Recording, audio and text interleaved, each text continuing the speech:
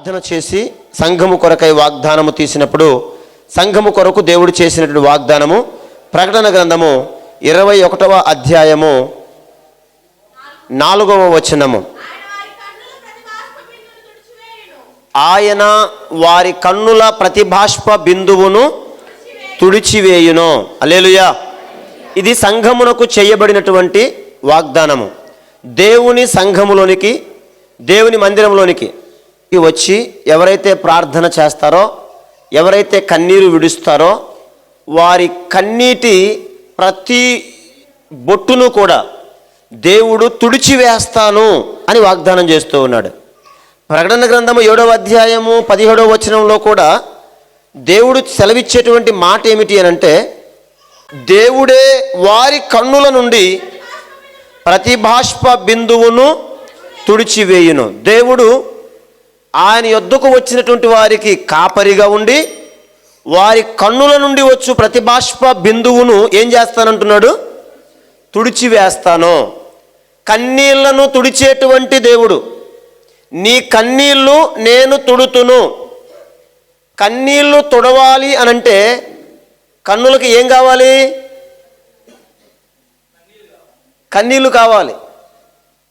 అంటే ఈ సంవత్సరము సంఘము అనేక ఆత్మల కొరకు కన్నీటితో ప్రార్థన చేసేటువంటి వారిగా ఉండాలి. దేవుడు ఆ కన్నీటిని తుడిచి వారి ప్రతిభాష్ప బిందువును తుడిచి ఆనందింపజేసేటువంటి దేవుడై ఉన్నాడు. ఈ సంవత్సరం అంతా దేవుని హస్తము నాకు తోడుగా ఉండి నా కన్నీటిని తుడిచి ఆనందింప చేయాలి అన్నోళ్ళందరూ గట్టిగా దేవునికి స్తోత్రం చెబుదాం. కన్నీళ్ళు రకరకాల కారణాల చేత మనకు వస్తూ ఉంటాయి. కన్నీళ్ళు ఎందుకు వస్తాయి? చాలా కారణాలు ఉంటాయి. సంతోషం ఎక్కువైనప్పుడు కూడా కన్నీరు వస్తుందట, ఆనంద బాష్పాలు కదండి. కన్నీరు రకరకాలుగా ఉంటాయి. ఒక సామెత ఉంటుంది, మొసలి కన్నీరు అని. వయసు అయిపోయినటువంటి కన్నీరు అని కాదు, మొసలి కన్నీరు. ఏటిలో ఒక మొసలి నివసిస్తూ ఉంది. ఏటి ఒడ్డున చెట్టు మీద కోతి ఒకటి నివసిస్తూ ఉంది. ఈ కోతికి ఈ మొసలికి చక్కటి స్నేహం కుదిరింది. ఈ స్నేహంతో రెండూ కూడా చాలా ఆనందంగా ఉంటున్నాయి. ప్రతిరోజు ఈ కోతి ఆ ఏటి ఒడ్డునే ఉన్నటువంటి నేరేడు చెట్టు ఎక్కి నేరేడు పండ్లు తిని తాను తినగా తన స్నేహితుడైనటువంటి మొసలికి కూడా కొన్ని పండ్లు తీసుకొచ్చి ఇస్తూ ఉన్నాడు. కొన్ని రోజులు అయిన తర్వాత ఈ మొసలికి అనిపించింది, ఈ నేరేడు పండ్లు ఎంత రుచికరంగా ఉన్నాయి, ఎంత బాగున్నాయి. రోజు ఈ నేరేడు పండ్లు తింటున్నటువంటి ఈ కోతి గుండె ఇంకెంత రుచికరంగా ఉంటుందో అనుకుంది. అనుకున్నదే ఆలస్యం ఒక ప్లాన్ గీసింది. ఎలాగైనా సరే నేను కోతి గుండెను తినివేయాలి. ఎలా? ఇప్పుడు కోతిని గుండె ఇమ్మని చెప్పి అడిగితే ఇస్తుందా? ఇవ్వదు. ఇలా కాదు, కానీ నేను ఎలాగైనా సరే ఆ గుండెను సంపాదించుకోవాలి అని అంటే ఇప్పుడు దాని ముందు నేను ఏడవాలి అని కోతి దగ్గరకు ఒడ్డునకు వచ్చి ఏడవడం ప్రారంభించిందంట. కళ్ళమ్మటి నీళ్లు గారిపోతూ ఉన్నాయి. మొసలి ఏం గారుస్తుంది? కన్నీరు గారుస్తుంది. ఈ మొసలి కన్నీరు గారుస్తూ ఉంటే కోతి తట్టుకోలేకపోయింది. కోతి వచ్చినది, మొసలి బావా ఏమైంది నీకు ఇలా ఏడుస్తున్నావంటే, ఏం చెప్పను, నన్ను ఇంతగా కని పెంచి నన్ను ఇంత వాణ్ణి చేసినటువంటి మా అమ్మకు అనారోగ్యం కలిగింది. మా అమ్మకు అనారోగ్యం కలగడం ద్వారా నేను ఇంత బాధపడవలసిన పరిస్థితి వస్తుంది. డాక్టర్ గారికి చూపించాం కానీ డాక్టర్ గారు కష్టము అని చెప్పేసి అన్నాడు. ఏమైంది ముసలి బావా మీ అమ్మకి అంటే, మా అమ్మ గుండె పాడైపోయింది అని చెప్పాడు. ఏం పాడైపోయింది? గుండె పాడైపోయింది. మరి ఎలా అనంటే, ఏమీ లేదు, ఆ గుండె మార్పిడి చేయాలి అని చెప్పేసి అని అనుకుంటూ ఉన్నారు. మరి ఎలా, ఎట్లా జరుగుతుంది? ఎక్కడ దొరికే పరిస్థితి లేదు. అందుకే నేను చాలా బాధపడిపోతున్నాను. మా అమ్మని చూడడానికి నువ్వు రావా అని ఏడ్చింది కోతి ముందు. ఎప్పుడైతే ఏడుస్తూ ఉందో, ఏడ్చేటువంటి ఈ మొసలి కన్నీరు చూచి కరిగిపోయినటువంటి కోతి నేను వస్తాను పదా అని అన్నది. ఆడికి తల్లిని చూడడానికి. ఈ ఇద్దరు కూడా ప్రయాణం చేస్తూ ఉన్నారు. మొసలి మీద కోతి కూర్చుంది, ఆ ఏటిలో మొసలి వెళుతూ ఉంది. వెళుతూ అన్నది, ఏమీ లేదు, ఒక చిన్న విషయం నీకు చెప్పాలి. ఏంటి చెప్పు బావా అని అంటే, డాక్టర్ గారు అన్నారు మీ అమ్మ గుండె బాగవ్వాలంటే కోతి గుండె అయితే సరిపోతుంది అని చెప్పాడు. ఏం చెప్పాడు? కోతి గుండె అయితే మీ అమ్మకు పెట్టడానికి బాగుంటుంది, బ్రతుకుతుంది అని చెప్పేసి అన్నాడు. అందుకే నిన్ను తీసుకొని వెళుతున్నాను అన్నది ముసలి. కోతికి భయం కలిగింది, కానీ ఆ భయాన్ని ఏమాత్రం వ్యక్తపరచకుండా, అయ్యయ్యో ముసలి బావా ఎంత పని చేశావు, ఈ మొక్క ఒడ్డునున్నప్పుడే చెప్పినట్టయితే ఎంత బాగుండేది, ఎంత మూర్ఖత్వం చేశావు అని అంటే అసలు ఈ ముసలికి అర్థం కాల. ఏమైంది కోతి బావా అని అడిగితే, ఏమీ లేదు, నీవు ఆ మొక్క ముందు చెప్పినట్టయితే ఆ చెట్టుకు తగిలించినటువంటి ఆ గుండెను తీసుకొని వచ్చేసేవాడిని. ఇప్పుడేమో నువ్వు ఆ విషయం చెప్పలేదు, నేను నీళ్ళలో వెళుతున్నాను కదా అని చెప్పని నేను వస్తా నా గుండెను తీసి చెట్టుకు తగిలించి వచ్చేసాను. ఇప్పుడు నువ్వు మధ్యలోకి వచ్చిన తర్వాత ఈ విషయం చెప్పావు, ఎలా కుదురుతుంది? అర్జెంటుగా పద, ఆ గుండెను తీసుకొని వచ్చేద్దాం, ఎలాగైనా మీ అమ్మను బతికించుకుందాం. ఎందుకు ఏడ్చింది ముసలి? కోతి గుండె తినాలని. పాపం ఒడ్డుకు రాగానే, అంత దూరం ఉండగానే ఈ కోతి చెంగు వంటి ఎగిరి కొమ్మ మీదకి ఎక్కింది. నీ ముసలి కన్నీరు గారిస్తే నేను కరిగిపోతాను అనుకున్నావా? ఎంత అజ్ఞానివైతే మాత్రానికి గుండె తీసి పక్కగా చెట్టుకు తగిలిస్తే నేను బతికేలా ఉన్నాను అనుకున్నావు? నీ మూర్ఖత్వంతో ముసలి కన్నీరు గార్చి నన్ను మోసం చేద్దాం అనుకున్నావా? చాలామంది కన్నీరు గారుస్తూ ఉంటారు, కానీ ఆ కన్నీరు ఎదుట ఉన్నటువంటి వ్యక్తులను కరిగించలేదు. పైగా దేవుని మనస్సును కూడా కరిగించలేనటువంటి కన్నీరు చాలామంది గారుస్తూ ఉంటారు. ఎటువంటి కన్నీరు? దేవుడు అయ్యో నా బిడ్డ యొక్క కన్నీరు నేను తుడవాలి అని ఆయనే చొరవ చేసుకొని వారి కన్నుల కన్నీరు తుడిచేటువంటి విధంగా వారు కన్నీరు కారవరు. ఆ కన్నీరంతా ఎలా ఉంటుందంటే, ఎదుటివారు చూచడానికి ఏడుస్తున్నారు కదా అనిపించుకునేటువంటి విధంగా ముసలి కన్నీరు గార్చేటువంటి వారు ఉన్నారు. మన కన్నీరు రకరకాలుగా మన కళ్ళలోంచి వస్తుంది. ఏ విషయాలలో మన కన్నీరు బయటకు వస్తుందో 5 విషయాలు 5 నిమిషాల్లో చెప్పి నేను ముగించేస్తాను.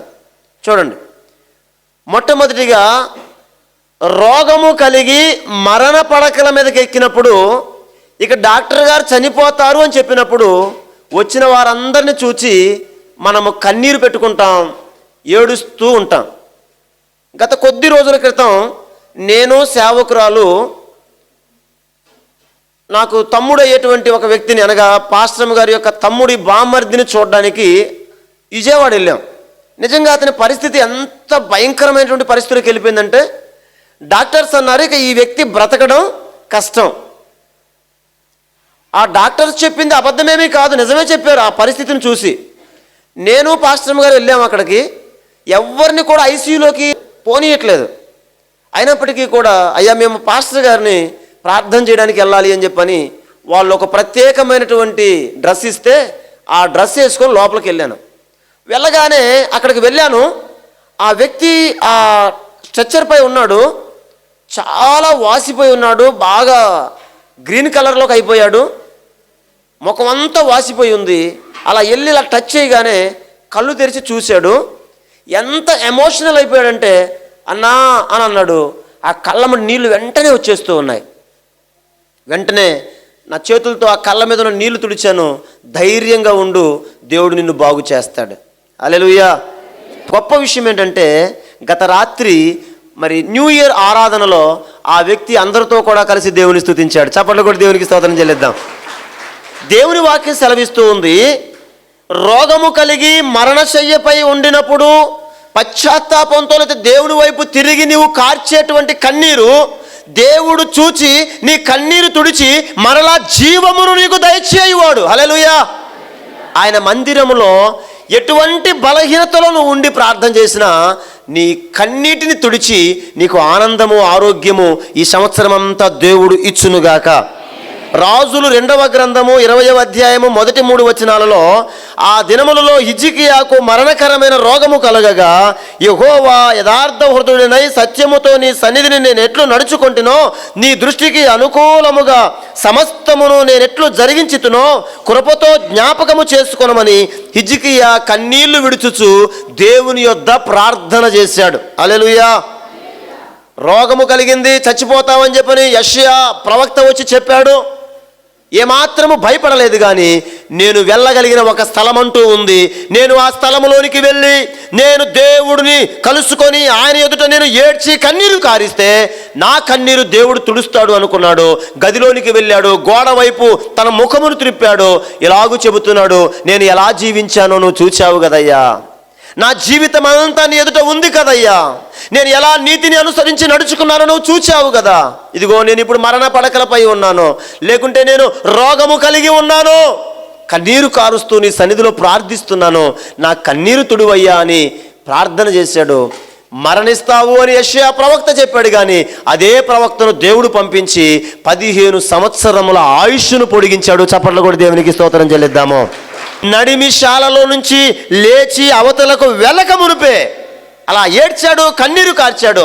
ఆ మందిరంలో నుండి అవతలకి ఇంకా వెళ్ళలేదట. వెళ్ళక ముందుగానే ఆ కన్నీటితో నింపబడిన తన యొక్క కన్నులను దేవుడు తుడిచాడు. హల్లెలూయా.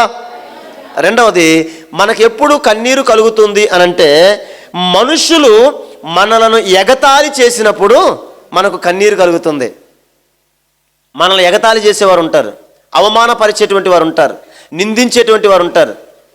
ఎదుటి వాళ్ళు ఏడిస్తే నాకెందుకులే, నేను మాత్రం వారి గురించి చులకనగా మాట్లాడతాను, వారిని గురించి ఎద్దేవా చేస్తాను, వారిని గురించి అవమానకరంగా మాట్లాడతాను. కలిగేది నాకు కాదు కదా బాధ, కలిగేటువంటి బాధ ఎదుటి వ్యక్తికే కదా, అతని కన్నులకే కదా కన్నీరు వచ్చేది అనుకునేటువంటి విధంగా అనేక మంది మాట్లాడేటువంటి ఎగతాళి చేసేటువంటి మనుషులు ఉంటారు. నిన్నగాక మొన్నటి దినమందు నిజంగా నా ప్రాణం ఎంతగానో చలించిపోయింది, వేదన పడ్డాను. అతని దగ్గరికి వెళ్ళి మీద చెయ్యి వేసి ధైర్యంగా ఉండు, దేవుడు సహాయం చేస్తాడు, మేము ప్రార్థన చేయగలుగుతాం, అంతకంటే మేమేమీ చేయలేం, కానీ నీకు కలిగినటువంటి నష్టానికి ఎవ్వరూ ఏమీ చేయలేని పరిస్థితి, కానీ దేవుడు నీకు సహాయం చేస్తాడు, మీకోసం ప్రార్థన చేస్తాము అని చెప్పాను. ఎవరు అనంటే ఖమ్మం వెళ్ళినప్పుడు, ఇంతకుముందు దానియేలు గారు నేను వెళ్ళాం, మా ఇద్దరికి పరిచయం బాగా. ఆయన రాజరాజేశ్వరి టెంట్ హౌస్ అని చెప్పని ఖమ్మంలో ఉంది. ఆయన పేరు శ్రీనివాసరావు. గత 31వ రాత్రి 1 గంటప్పుడు ఆ షెడ్డులో దాదాపు 2,50,00,000 రూపాయల టెంట్ సామాన్ అండి. 2,50,00,000 రూపాయల టెంట్ సామాను ఎలా జరిగిందో తెలియదు, కానీ ఫైర్ యాక్సిడెంట్ జరిగింది. అర్ధరాత్రి 1 గంటప్పుడు ఫోన్ వచ్చిందట. ఆ ఫోన్ వస్తే విలవిలలాడిపోయి అక్కడికి వచ్చాడు. షట్టర్ తెరిస్తే లోపలికి వెళ్ళలేని పరిస్థితి. అలా ఎదురుగా నించొని ఏడుస్తూ ఉన్నాడు. లోపల ఉన్నదంతా కాలిపోయింది, ఒక్క పీస్ ఏది మిగలలేదు. వేల కుర్చీలు, సోఫా కుర్చీలు, తర్వాత టెంట్లు, దాదాపు 250-300 టెంట్లు, కొత్త మ్యాట్లు, 50 లక్షల రూపాయలు పెట్టి 4 నెలల క్రితం తీసుకొచ్చాడు. వాటిల్లో కొన్ని వాడలేదు కూడాను. అన్నీ ఏమీ లేకుండా మొత్తం కాలిపోయాయి. ఒక్క ఇన్సూరెన్స్ దాని మీద లేదు, బ్యాంకులో ఒక్క లోను లేదు, అవన్నీ మాఫీ అయితే అనుకోవడానికి. మొత్తం నెట్ క్యాష్తో తీసుకొచ్చినటువంటివి 2 కోట్ల రూపాయల వరకు మొత్తం కూడా కాలిపోయాయి. ఎంత ఏడుస్తూ కన్నీరు కారుస్తూ ఉన్నాడు. ఇటువంటి వ్యక్తిని చూసినప్పుడు నిజంగా అతను చాలా మంచివాడు, అందరితో స్నేహంగా ఉంటాడు, అందరితో మంచిగా మాట్లాడతాడు. ఇటువంటి వ్యక్తిని గురించి లేదా జరిగిన అన్యాయం గురించి మాట్లాడుతూ ఉన్నప్పుడు ఎవరికైనా ఏం కలుగుతుంది చెప్పండి? చాలా వేదన, దుఃఖం. అతనితో మాట్లాడుతుంటే నా కళ్ళమని నీళ్లు తిరిగాయి. పరిచయమైన వ్యక్తి, చాలా బాధపడ్డాను. అక్కడ నుండి మరొక స్థలానికి వెళ్ళాను. అక్కడ ఈ విషయం గురించి మాట్లాడుతూ ఉంటే అదే పనిలో ఉండేటువంటి ఇంకొక వ్యక్తి, సేమ్ వర్క్ చేస్తాడు, అలాంటి టెంట్ సామాను కలిగిన వ్యక్తే. ఆయన అనేటువంటి మాట ఏంటి అంటే, ఎంత పోతే ఏముందండి, పోకుండా ఉంటాయా, ఎవరిదైనా పోయేదే, ఎవరిదైనా పోయేదే, పోయినప్పుడు పోవాల్సి వస్తూ ఉంటే అంతే, దానికి ఆడవలసిన అవసరం ఉంది, ఎందుకు ఎడుతున్నాడు దండగా. ఆ మాట ఒకవేళ ఆయన ఉంటే ఎంతగా కృంగిపోతాడు చెప్పండి. బాధలో ఉండినటువంటి వారిని, వేదనలో ఉండినటువంటి వారిని మాటల చేత ఇంకా గాయపరిచి ఎగతాళి చేసేటువంటి వారి పరిస్థితిని బట్టి మనకేమవుతుందో తెలుసా? దుఃఖం, కన్నీరు వస్తుంటుంది. ఒకవేళ నీ జీవితంలో ఇతరుల చేత ద్వేషింపబడి ఎగతాళి చేయబడే పరిస్థితిలోనికి, అవమానపరచబడే పరిస్థితులకి వెళ్ళి దుఃఖించే పరిస్థితులు నీకు ఉన్నాయేమో, దేవుడు ఏమని వాగ్దానం చేశాడో తెలుసా నీకు? నీ కన్నీటిని తుడిచేటువంటి వాడు నేను. హల్లెలూయా. ఆయన కన్నీటి ప్రతిభాష్ప బిందువును తుడిచేటువంటి వాడు, వాగ్దానం చేసిన దేవుడు నమ్మదగినటువంటి వాడు. బైబిల్ గ్రంథంలో యోబు గ్రంథము 16వ అధ్యాయము 20-21 వచనాలలో నా స్నేహితులు నన్ను ఎగతాళి చేయుచున్నారు. చూద్దామా త్వరగా మాటని.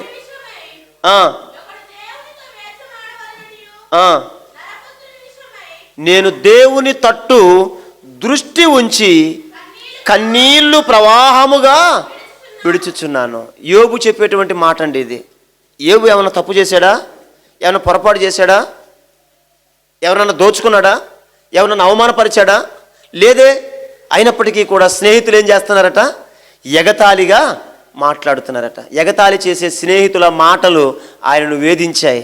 కానీ ఏం చేశాడు? దేవుని తట్టు తిరిగి ఎదిరించలేనటువంటి సమయంలో ఎవరి తట్టు తిరగాలి? ఈ 2025లో సంఘమైనటువంటి నీకు దేవుడు వాగ్దానం చేశాడు. ఆయన తట్టు తిరిగి కన్నీరు విడుచు ప్రార్థన చేయి, దేవుడు సహాయంగా ఉంటాడు. అదే యోబుకి దేవుడు సహాయం అందించి స్నేహితుల నష్టానికి ఎవరి దగ్గరికి వెళ్ళమన్నాడు? స్నేహితులు క్షమించబడాలంటే ఎవరి దగ్గరికి వెళ్ళమన్నాడు? ఎవరి దగ్గరికి వెళ్ళమన్నాడు? యోబు దగ్గరికి వెళ్ళండి. యోబు మీ నిమిత్తం ప్రార్థన చేస్తేనే నేను మిమ్మల్ని క్షమిస్తాను. యోబు మీ నిమిత్తం బలి అర్పిస్తేనే నేను మిమ్మల్ని క్షమిస్తాను. నిజంగా ఈ యొక్క 25వ సంవత్సరంలో ఎవరైనా నిన్ను ఎగతాళి చేసినా, అవమానకరంగా మాట్లాడినా ఏమాత్రం భయపడవద్దు. కన్నీరు విడిచి దేవుని మందిరంలోనికి చేరి ప్రార్థన చేయి. ఎవరైతే ఎగతాళి చేశారో వారే వచ్చి నన్ను క్షమించు, నా కొరకు నువ్వు ప్రార్థన చేయి అడిగే రోజు నీ జీవితంలో దేవుడిస్తాడు. హల్లెలూయా, హల్లెలూయా. మూడవది ఎప్పుడు కన్నీరు వస్తుంది? ఎప్పుడు మొదటి కన్నీరు ఎప్పుడు వస్తుంది అనుకున్నా? రోగము కలిగి మరణశయ్య పైన ఉన్నప్పుడు మనకు కన్నీరు వస్తుంది. అటువంటి కన్నీరును దేవుడు తుడచగలిగిన వాడు. మనల్ని మనుషులు అవమానపరిచినప్పుడు, ఎగతాళి చేసినప్పుడు మనల్ని కన్నీరు వస్తుంది. ఆ కన్నీటిని దేవుడు తొడవగలిగినటువంటి వాడు. శత్రువు మనపై లేచి మనపై పడి వదరుతూ ఉన్నప్పుడు, అంటే విస్తారంగా మాట్లాడుతున్నప్పుడు, శత్రువు మన మీదికి లేచినప్పుడు మనము ఎదిరించలేని సమయంలో వారి మాటలను బట్టి, వారు అనేటువంటి పరిస్థితులను బట్టి ఎక్కడైనా సరే వీళ్ళని నేను హతమార్చాలి అని ఎదురు చూచేటువంటి శత్రువు యొక్క దాడి నుండి తప్పించుకొనలేక ఏడుస్తూ ఉంటే దేవుడు ఆ కన్నీటిని చూచి ఊరుకునేవాడు కాదు, కానీ ఆ కన్నీటిని తుడిచేటువంటి దేవుడు. కీర్తనల గ్రంథం 6వ అధ్యాయం 6వ వచనము, నేను మూలుగుచు అలిసి ఉన్నాను, ప్రతి రాత్రియు కన్నీరు విడుచుచు నా పరుపు తేలజేయుచున్నాను. నేను మూలుగుచు అలిసిపోయి ఉన్నాను, ప్రతి రాత్రి కన్నీరు విడుస్తున్నాను. ఎందుకు కన్నీరు విడుస్తూ ఉన్నాడు దావీదు? ఆయన కన్నీరు విడవలసిన అవసరం ఏంటి? 6వ అధ్యాయం 10వ వచనంలో శత్రువులను బట్టి కన్నీరు విడుస్తూ ఉన్నాడు. సిగ్గుపడి బహుగా వదరుచున్నారు. వారట మీదపడి ఏం చేస్తున్నారట? వదరుచున్నారట, మాట్లాడుతున్నారట, వ్యతిరేకంగా మాట్లాడుతున్నారట. శత్రువు ఎప్పుడు కూడా ఎలా వస్తాడో తెలుసా? బొబ్బలు పెట్టచ్చు, గాండ్రించచ్చు. బైబిల్లో రాయబడి ఉంది, మన శత్రువు ఎలాంటి వాడట? గర్జించు సింహము వలె అపవాదిగా వస్తాడు, గర్జిస్తున్నాడట. శత్రువు గర్జిస్తాడు, కానీ భయపడవలసిన అవసరము లేదు. కీర్తన 42:3లో నీ దేవుడు ఏమాయను అని నిత్యము నాతో వారు అనుచుండగా రాత్రింబగళ్ళు నా కన్నీళ్లు నాకు అన్నపానాలయ్యాయి. శత్రువు అంటాడు ఏమన్నా తెలుసా? నిన్ను దేవునికి దూరం చేయడానికి, నువ్వు కన్నీరు కారవాలి అని చెప్పని, నువ్వు బాధపడాలి అని చెప్పని శత్రువు అయినటువంటి సాతాను మనుషులలో చేరి, ఆ మనుషులు ఏమంటారు తెలుసా? నీ దేవుడు ఏమయ్యాడు? ఏం చేశాడు నీకు నీ దేవుడు? నువ్వు అడిగింది దేవుడు ఇచ్చాడా? నీ ప్రార్థన దేవుడు విన్నాడా? ఏమైపోయాడు నీ దేవుడు అని మాట్లాడతారు. అప్పుడు నువ్వు ఏడుస్తూ ఉంటావు. అయితే నువ్వు దేవుని మందిరంలోనికి చేరి ఏడ్చి కన్నీరు కారిస్తే, దావీదు అంటున్నాడు కదా, రాత్రింబగళ్ళు అన్నపానాలయ్యాయి నా కన్నీళ్ళు నాకు. అయితే ఆ కన్నీరంతా దేవుడు ఏం చేశాడు? తుడిచివేశాడు. తన ప్రజల కన్నీరు దేవుడు వ్యర్థం చేసేటువంటి వాడు కాదు, ఆ కన్నీటికి ప్రతిఫలం ఇచ్చేటువంటి వాడు. కీర్తన 56:8లో నా కన్నీళ్లు నీ బుడ్డిలో ఉంచబడి ఉన్నాయి అని దేవుడు చెప్పాడు. చప్పట్లు కూడా దేవునికి స్తోత్రం చేద్దాము. హల్లెలూయా, హల్లెలూయా. నీ కన్నీరు ఎక్కడ పెడతాడు దేవుడు? చాలామంది స్త్రీలు కన్నీరు కారవగలుగుతారు, స్త్రీలు కన్నీరు కారుస్తారు. వాళ్ళకి నవ్వు వచ్చినా తట్టుకోలేము. చెప్పండి, ఏడుపు వచ్చినా. పురుషులు కన్నీరు గార్చేవారు ఉన్నారా? నిజంగా ఒక పురుషుడిగా నువ్వు దేవుని సన్నిధిలో కన్నీరు కారవగలిగితే దావీదులాగా. దావీదుకి ఏం తక్కువ అండి? కానీ శత్రువును జయించడానికి కన్నీరు కారుస్తున్నాడట. కన్నీరే అన్నపానములైనటువంటి పరిస్థితిలో ఉన్నాడట. అయితే అలా కన్నీరు కార్చినప్పుడు దేవుడు విడిచిపెడతాడా? విడిచిపెట్టడు. ఎవరి వలన నీకు కన్నీరు కలుగుతుందో, ఏ శత్రువు నిన్ను దాడి చేస్తున్నాడో, ఏ అపవాది నిన్ను ఎదిరిస్తూ ఉన్నాడో, వాడికి నిద్ర పట్టకుండా సిగ్గు కలగజేసేటువంటి దేవుడు. హల్లెలూయా. ఏం కలగజేస్తాడు? ఫిలిప్పీ పత్రిక 3:18 అనేకులు క్రీస్తు శిలువకు శత్రువులుగా నడుచుకొనుచున్నారు, వారిని గూర్చి మీతో అనేక పర్యాయములు చెప్పి ఇప్పుడును చెప్పుచూ ఉన్నాను, నాశనమే వారి అంతము. నిన్ను ఎదిరించేటువంటి శత్రువుకు నాశనము కలుగుతుంది. ఎప్పుడు అంటే నీవు దేవుని సన్నిధిలో కన్నీరు కార్చినప్పుడు. దేవునికి స్తోత్రం. హల్లెలూయా, హల్లెలూయా. నువ్వు ఏడుస్తూ కన్నీరు కారుస్తూ ఉంటే దేవుడు ఏం చేస్తాడు తెలుసా? ఇదిగో నీ కన్నీటిని నేను తుడుస్తున్నాను, ధైర్యము కలిగి లేచి నీ శత్రువు మీద దాడి చేయి. నువ్వు కన్నీటితో దేవుని దగ్గర ప్రార్థన చేస్తే శత్రువు మీద దాడి చేయడానికి కావలసిన బలాన్ని, శక్తిని దేవుడు నీకు ఇస్తాడు. నీ శత్రువు ఎవరు? శత్రువు ఎవరు? మనము పోరాడున్నది శరీరులతో కాదు, కానీ ప్రధానులతోనూ, అధికారులతోనూ, ప్రస్తుత అంధకార సంబంధులకు లోకనాథులతోనూ, ఆకాశ మండలమందున్న దురాత్మల సమూహముతోనూ. అంధకార సంబంధమైన లోకనాథులు నీ మీద పనిచేస్తున్నప్పుడు డైరెక్ట్గా వచ్చి నీ మీద దాడి చేయరు, కానీ డైరెక్ట్గా వచ్చి నీతో శత్రుత్వం పెట్టుకోరు, కానీ ఆధ్యాత్మికంగా నిన్ను కృంగజేయడానికి కనబడకుండా అంధకారములో ఉండి నీ కొరకు అనేకమైనటువంటి దాడులు చేసేటువంటి వారిగా ఉంటారు. అయితే నీవు కన్నీరు కారుస్తూ ప్రార్థన చేస్తే నీ కన్నీటిని చూచిన దేవుడు శత్రువు మీద జయమిస్తాడు. హల్లెలూయా, హల్లెలూయా. నాలుగవది ఏంటి అంటే, దేవుని ప్రజలు ధర్మశాస్త్రమును అనుసరించుట మానినప్పుడు దుఃఖం కలుగుతుంది. ఎప్పుడు దుఃఖం కలుగుతుంది? కన్నీరు ఎప్పుడు కలుగుతుంది? దేవుని ప్రజలు దేవుని వాక్యాన్ని వినకుండా, లేదా దేవుని వాక్యాన్ని అనుసరించకుండా మానినప్పుడు, అనుసరించుట మానినప్పుడు. చాలామంది దేవుని వాక్యాన్ని వింటూ ఉన్నాం. వారం వారం దేవుని వాక్యాన్ని వింటాం, ఆదివారం దేవుని వాక్యాన్ని వింటాం, గృహకూటాలలో దేవుని వాక్యాన్ని వింటాం, పండుగలలో దేవుని వాక్యాన్ని వింటాం. ఎన్నిసార్లు విన్నా కానీ దానిని అనుసరించేటువంటి క్రమంలో మాత్రం ఎప్పుడూ కూడా తప్పిపోయేటువంటి వారిగా ఉంటూ ఉంటాం. అపోస్తలుడైన పౌలు గారు ఇలాగూ కన్నీరు కారుస్తున్నాడు, ఏడుస్తున్నాడు. చూడండి, 20వ అధ్యాయము 31 అపోస్తల కార్యములు, కావున నేను 3 సంవత్సరములు రాత్రింబగళ్ళు కన్నీళ్లు విడుచుచు ప్రతి మనుషునికి మానక బుద్ధి చెప్పి తిని. హల్లెలూయా, హల్లెలూయా. ఎలా చెప్పాడట? కన్నీరు విడిచిచు బ్రతిమాలుకుంటూ దేవుణ్ణి ప్రతివానికి బుద్ధి చెప్పాడట. అంటే వాక్యం బోధించాడట. వాక్యం బోధించడానికి ఊరికే రాదు మనకి. మీరు అనుకోవచ్చు, ఇంకెంతసేపు చెబుతాడు ఈ అయ్యగారు, వెంటనే ముగించేస్తే భోజనం చేసి వెళ్ళిపోతాం కదా. మీకు ఒక విషయం చెప్పనా? ఈరోజు రాత్రి దేవుడు సంఘానికి ఇచ్చిన వాగ్దానము మీకు అందించాలని నేను రాత్రి అంతా నిద్రపోలేదండి. మా బాబుని అడగండి, మా బాబు నాతోనే ఉన్నాడు, పడుకున్నాడు కోసేపు. నిద్రపోలేదు, నేను ఇప్పటివరకు నిద్రపోలేదు. మీ అందరికీ ఎలా ఉందో కానీ నా కన్నులైతే చాలా లావు ఉన్నట్లుగా ఉన్నాయి. మాట్లాడుతూ ఉంటే వాస్తవాన్ని నా కళ్ళలో నుండి నీళ్ళు వస్తూ ఉన్నాయి. కానీ నీళ్లు విడుస్తూ మీకు బుద్ధి చెప్పడానికి, లేకపోతే వాక్యం అందించడానికి దేవుని దగ్గర ప్రార్థన చేస్తున్నాను. ఆ వాక్యాన్ని అనుసరించకపోతే ఎలాగూ? ఒక తీర్మానము నాకు అనుగ్రహించు ప్రభు అని ప్రార్థన చేస్తా ఉన్నాను. ఏమనంటే, కన్నీళ్లు విడుచుచు నీ విత్తనము విత్తడానికి శ్రద్ధ నాకు దయచేయి. ఈ సంవత్సరంలో ప్రతి ఆదివారం ఒక శ్రేష్టమైనటువంటి విత్తనము నీ ప్రజల హృదయాలలో విత్తడానికి నన్ను సిద్ధపరచు. కన్నీటితో నీ దగ్గర మొరపెట్టడానికి నాకు సహాయం చేయి. కన్నీటితో ప్రార్థన చేసినప్పుడు, కన్నీటితో దేవుని అడిగినప్పుడు దేవుడు ఏం చేస్తాడు? కన్నీరు తుడిచి ఆనందింప చేస్తాడు. కన్నీటితో విత్తుతూ పోవువాడు సంతోషంతో పంట కోస్తాడట, పనలు మోసుకొని వస్తాడట. కన్నీళ్ళు ఉంటేనే అవి తుడిచినప్పుడు ఆ ఆదరణ కలుగుతుంది, ఆ స్పర్శ మనను ఆనందింప చేస్తూ ఉంది.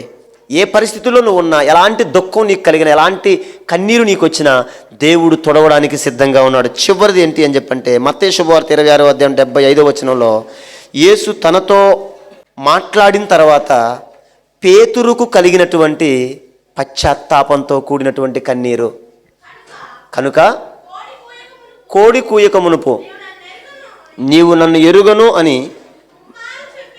ముమ్మారు చెప్పెదవని యేసు తనతో అనిన మాట పేతురు జ్ఞాపకము చేసుకొని వెలుపలికి పోయి సంతాపపడి ఏడ్చెను. హల్లెలూయా.